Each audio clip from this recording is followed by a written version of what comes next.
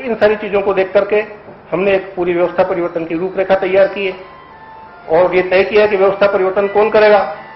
या तो जिनको अगर किसी को हमारी बात अच्छी लगती है वो अपने आप कर देते हैं, उनका स्वागत है, हमें उससे कोई आपत्ति नहीं है। लेकिन हम कोई आंदोलन करके सरकार के सामने मांग करके ये कोई हमारा तरीका नहीं है। न हम सरकार को डिस्टेबलाइज करना चाहते हैं, न हम देश में अराजकता फैलाना चाहते हैं, न हम संविधान की अवज्ञा करना चाहते हैं। क्योंकि अगर जो मौजूदा संविधान है उसका पालन नहीं करेंगे तो देश में अराजकता फैल जाएगी, वो देश के कभी भी हित में नहीं होगा।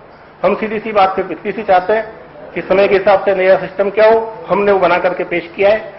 आने वाले व्यवस्था परिवर्तन की पूरी रूपरेखा को हमने भारतवर्ष का संविधान कैसा हो उसके रूप में संकलित किया है, पूरे देश की जनता के साथ सर्वे करके सब लोगों के विचारों को जानकर।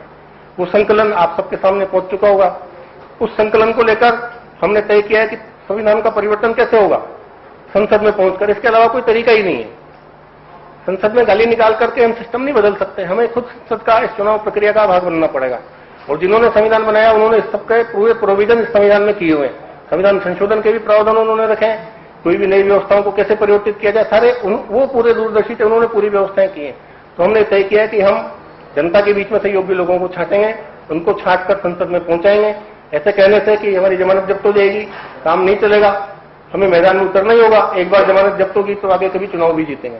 लेकिन हमने तय किया कि पूरी देश की जनता के बीच में से योग्य उम्मीदवारों को छांटा जाएगा, उनको संसद में पहुंचाया जाएगा और पहुंचाने के बाद फिर सिस्टम को लागू करने से ये लोग मुकर न जाए, उसके लिए हमने पहले से नया सिस्टम क्या होगा वो रूपरेखा प्रस्तुत कर दी। और ये हमारा अंतिम पड़ाव नहीं है, संविधान परिवर्तन से ये पहला अभियान हमारा शुरू होगा। उसके बाद education system, economic system, administrative system,